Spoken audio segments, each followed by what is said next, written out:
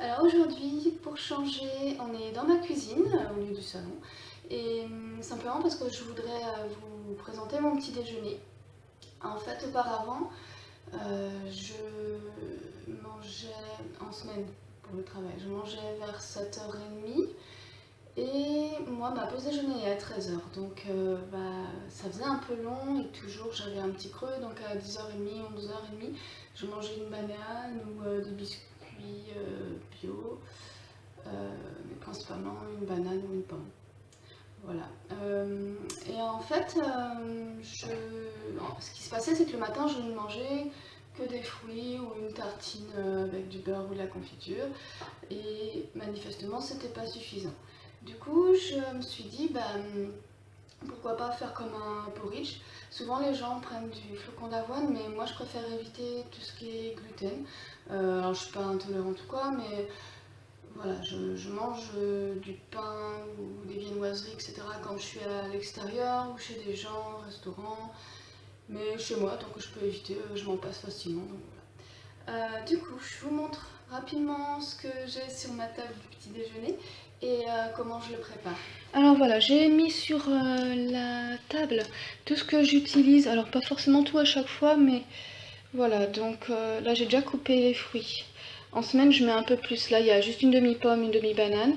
Parce qu'on est le week-end et qu'il est déjà 9h, donc voilà. Mais la semaine, je mets une banane entière, une pomme. Ensuite, dans un bol, je rajoute, ça va pas être pratique avec une seule main, je cherche une cuillère. Ouais. Je rajoute, donc ça c'est de la...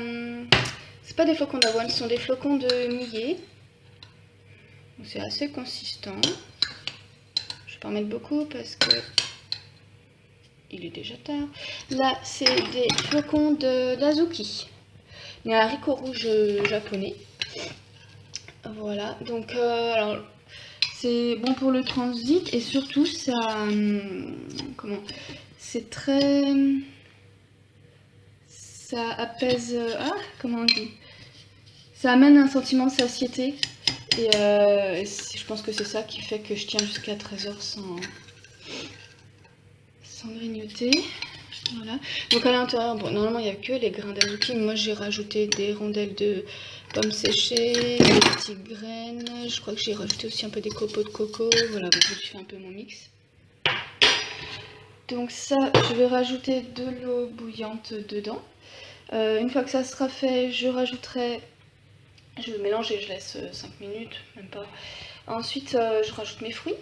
Je rajoute également, selon l'envie, alors là, qu'est-ce que j'ai? Des graines de tournesol, des raisins secs, cacahuètes. Je peux aussi ajouter des épices, cannelle et gingembre, j'aime bien. Et dattes ou figues séchées. Voilà. J'ai également... parfois, je rajoute des copeaux de coco ou de la poudre d'amande, des graines de lin, des graines de chia, voilà, donc il y a le choix. Ah oui, j'ai oublié dans le porridge, avant de rajouter tout ce que j'ai dit, du sirop d'érable, ou voilà, j'en ai presque plus, donc après je remplacerai par de la confiture ou du miel, histoire de sucrer un peu. Je pourrais m'en passer, mais j'aime bien quand même. Voilà. À côté de ça, je me fais une tisane avec, est-ce que je les ai là? Oui. Je fais de la bardane, la vigne rouge et desmodium. En fait, vigne rouge, c'est pour la circulation sanguine. Bardane et desmodium, c'est pour réguler, pour aider à la détoxification du foie, des reins. Voilà.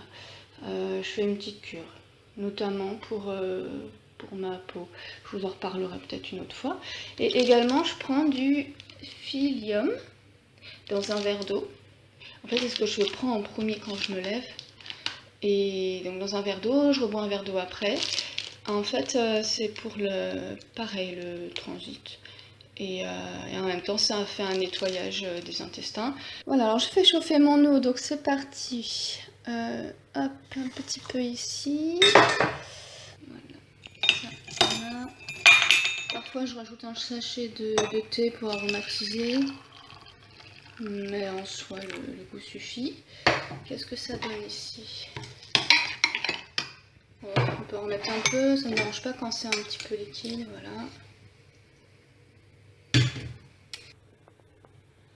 Voilà, je finis, hein. La prochaine fois je mettrai la confiture ou du miel. Voilà. Ensuite les graines. Là c'est tournesol, cacahuètes et j'ai du raisin sec aussi. Je vais mettre la petite figue. D'habitude je la coupe, mais là d'une main ça va pas être évident. Non, bah, je la mets pas. Voilà. Et puis mes fruits.